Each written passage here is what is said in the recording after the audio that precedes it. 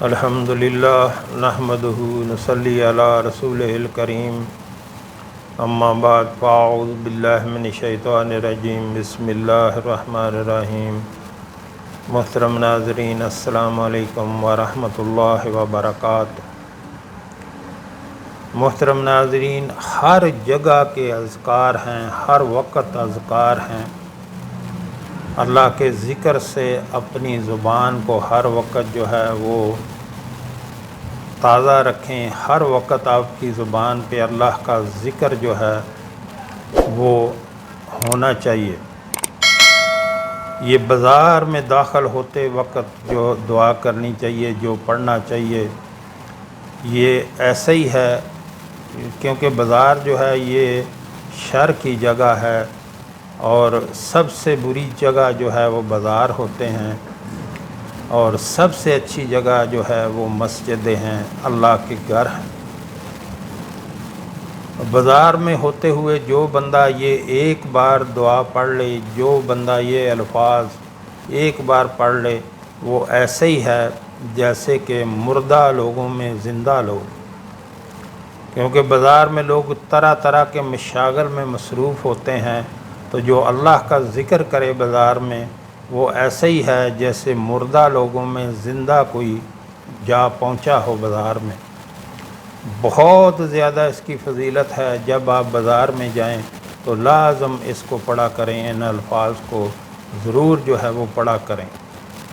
ان کی بہت زیادہ فضیلت ہے، ہزارہا نیکیاں آپ کے نامہ اعمال میں لکھی جاتی ہیں، اور سب سے بہتر، سب سے اعلیٰ یہ کہ آپ کا شمار زندہ لوگوں میں ہوتا ہے، کہ یعنی جو لوگ بازار میں ہیں وہ جو اللہ کے یاد سے غافل ہیں وہ مردہ میں شمار ہوتے ہیں، جو جس نے یہ پڑھ لیا وہ ایسے ہی ہے جیسے کہ مردہ لوگوں میں زندہ انسان۔ تو اس کو ضرور جو ہے بازار میں داخل ہوتے ہوئے پڑھا کریں۔ وہ دعا یہ ہے: لا الہ الا اللہ وحدہ لا شریک لہ، لہ الملک و لہ الحمد وہو علی کل شیء قدیر۔ چھوٹی سی دعا ہے محترم ناظرین، اس کو ضرور پڑھا کریں، جس کا ترجمہ ہے: اللہ کے سوا کوئی معبود نہیں، وہ اکیلا ہے، اس کا کوئی شریک نہیں، اس کی بادشاہت ہے اور اسی ہی کی سب تعریف ہے، اور وہ ہر چیز پر قدرت رکھتا ہے۔ کتنی چھوٹی سی دعا ہے، اس کو ضرور جو ہے بازار میں داخل ہوتے ہوئے پڑھا کریں۔ اور کھانا کھانے کے وقت جب کھانا کھانے لگیں تو بسم اللہ و اعلی برکت اللہ پڑھ کے اپنی طرف سے شروع کریں۔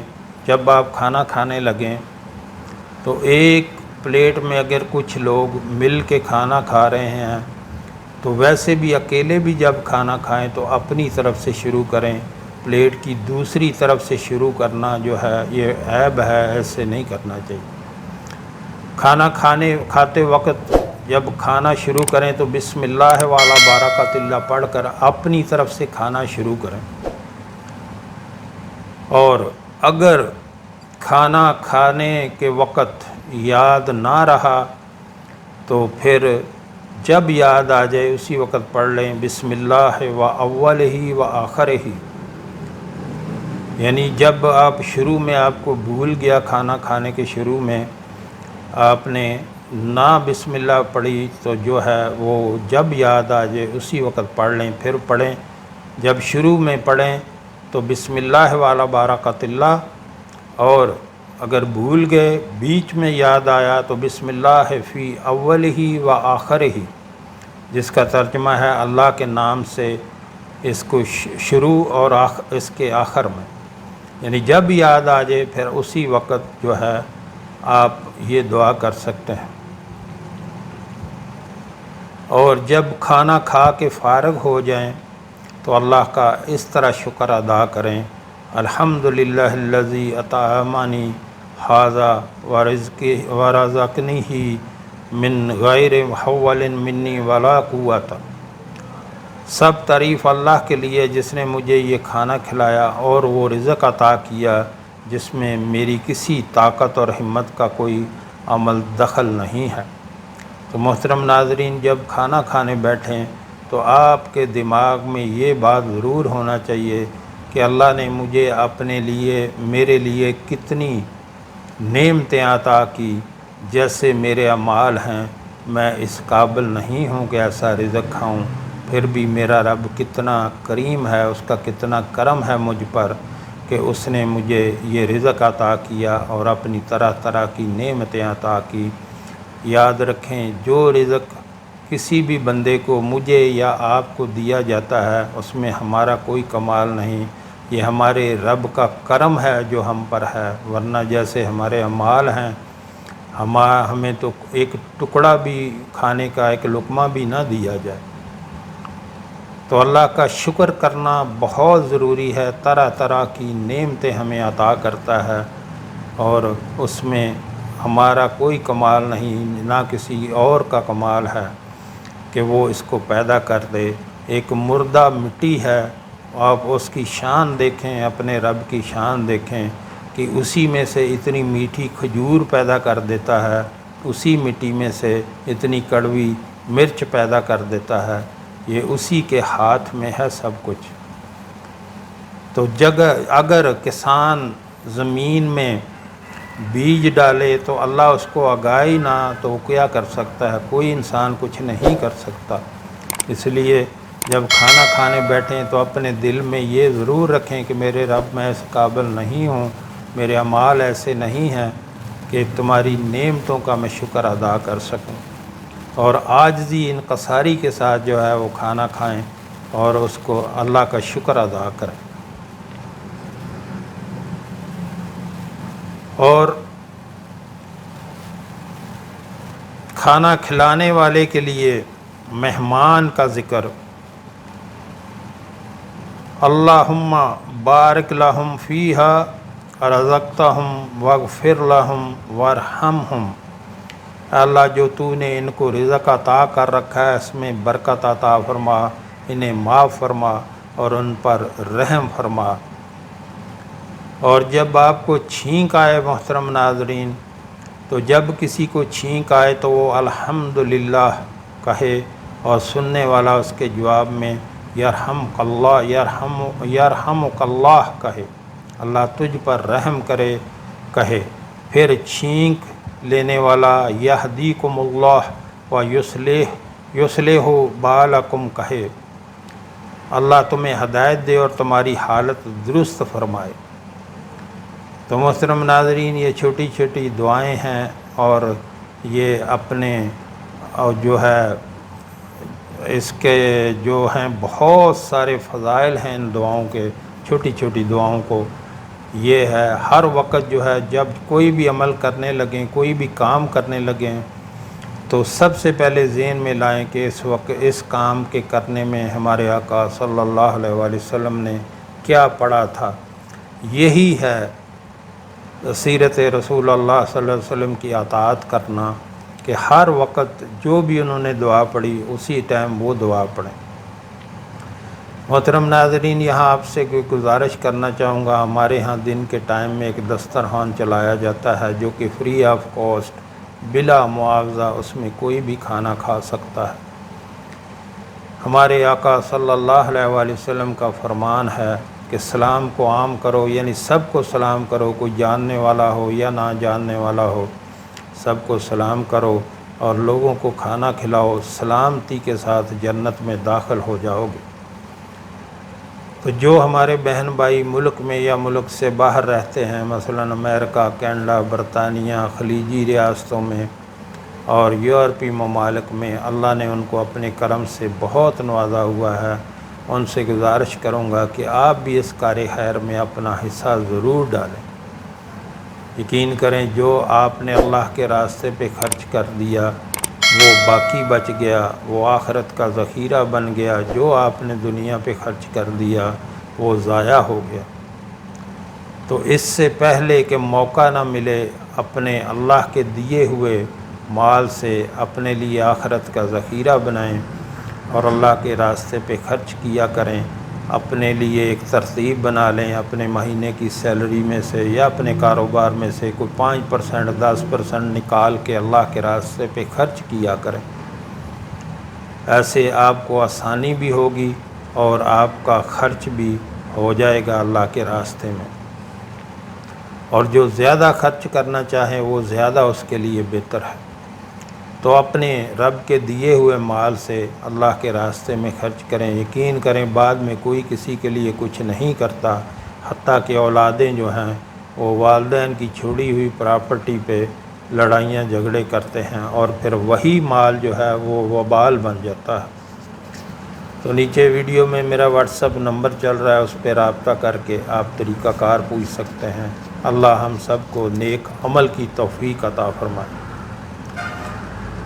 جسم میں تکلیف ہو، درد کی جگہ پر ہاتھ رکھ کر 3 مرتبہ، جہاں بھی جسم میں درد ہو اس جگہ پہ ہاتھ رکھ کر 3 مرتبہ بسم اللہ پڑھیں، اور 7 مرتبہ یہ دعا پڑھیں: اعوذ بعزت اللہ و قدرتہ من شر ما اجد و احاذر۔ میں اللہ تعالیٰ کی عزت اور قدرت کی پناہ لیتا ہوں اس تکلیف کے شر سے جو میں محسوس کر رہا ہوں اور جس سے میں ڈرتا ہوں۔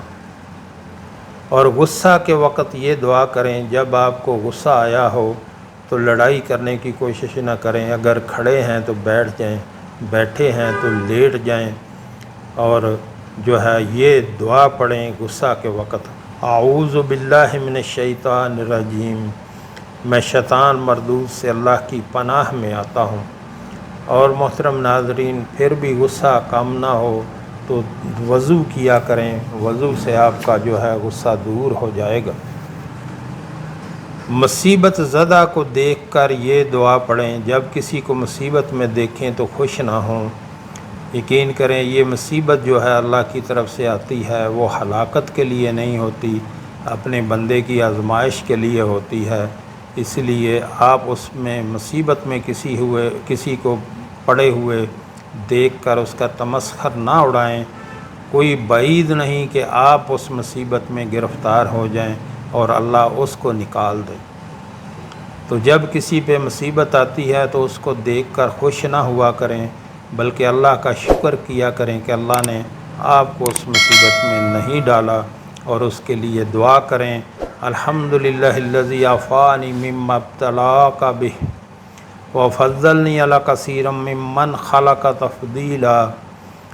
تمام تعریفیں اس اللہ کے لیے ہیں جس نے مجھے اس مصیبت سے بچایا جس میں تجھے مبتلا کیا، اور اس نے مجھے اپنی بہت سی مخلوق پر فضیلت عطا کی۔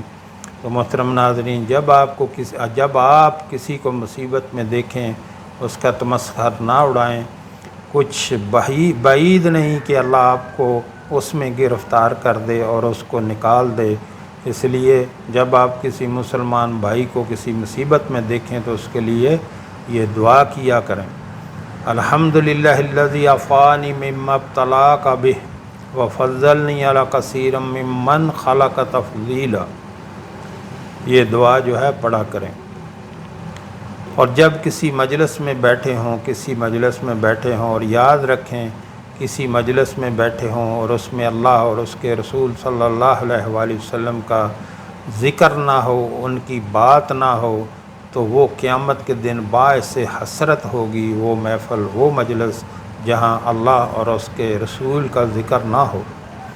اور جب اس مجلس سے اٹھنے لگیں تو یہ دعا پڑھیں: سبحانک اللہم و بحمدک اشہد ان لا الہ الا انت استغفرک و اتوب الیک۔ اے اللہ، تو اپنی تعریف کے ساتھ پاک ہے، میں اس بات کی گواہی دیتا ہوں تیرے سوا کوئی الہ نہیں، تجھ سے ہی گناہوں کی معافی کا طلبگار ہوں، اور تیری طرف رجوع کرتا ہوں۔ اور جب کسی مریض کی عیادت کو جائیں، کسی مریض کا پتہ لینے جائیں، اس کے دیکھنے جائیں، تو اس کو یہ دعا کریں: لا باس طہور انشاء اللہ۔ اس کو ایسے تسلی دیں: کوئی مسئلہ نہیں، اللہ نے چاہا تو یہ بیماری آپ کے گناہوں کو پاک کر دے گی۔ اور محترم ناظرین، یہ بہت بری عادت ہے کہ جب کوئی بندہ دنیا سے جانے والا ہوتا ہے تو اس کے وہ مختلف بیماریوں میں مبتلا ہوتا ہے تو لوگ کہتے ہیں کہ اس کا اپنا کیا ہوا یہ بھگت رہا ہے۔ ایسے بالکل نہ کہے کریں، یہ بہت برے الفاظ ہیں۔ جب بندہ موت سے پہلے جب کسی کو بیماری آتی ہے تو اس کے گناہوں کی بخشش کا ذریعہ ہوتی ہے اور جنت میں اس کے درجات کی بلندی کا ذریعہ ہوتی ہے۔ اس لیے کسی پہ ایسے الفاظ نہ کہیں کہ یہ اپنے کیے ہوئے گناہوں کی وجہ سے پھنسا ہوا ہے، ایسے کبھی کسی کے لیے الفاظ نہ کہیں، بلکہ اس سے اپنے لیے بھی دعا کروائیں۔ بیمار کی دعا جو ہے وہ بہت جلد قبول ہوتی ہے۔ کسی کے اوپر جو ہے وہ طعنہ تشیع وہ بالکل نہ کیا کریں۔ کچھ بعید نہیں ہوتا کہ اللہ اس کو اس مشکل سے نکال دے اور آپ کو کسی مشکل میں پھنسا دے۔ اس لیے ہمیشہ اللہ سے ڈرتے رہا کریں اور اللہ کا شکر ادا کرتے رہا کریں۔ جو ہم نے پڑھا، جو ہم نے سنا، اللہ ہمیں اس پر عمل کی توفیق عطا فرمائے۔ وآخر دعوانا الحمدللہ رب العالمین۔